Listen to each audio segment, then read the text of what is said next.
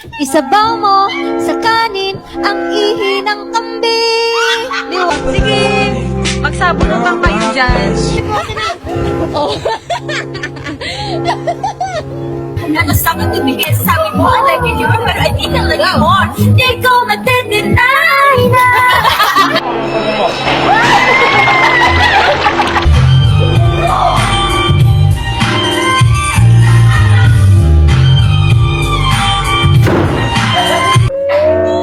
Ang baho.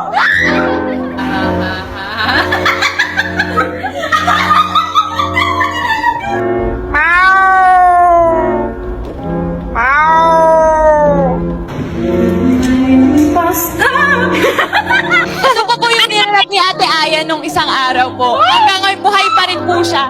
Oh.